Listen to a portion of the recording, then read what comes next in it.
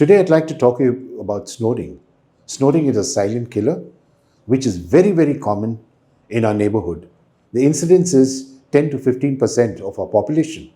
This can affect children or adults.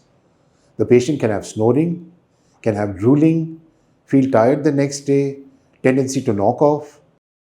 And if you snore, you're a candidate for diabetes, blood pressure, or other problems. The snoring can be assessed by a simple test called a sleep study and a sleep endoscopy.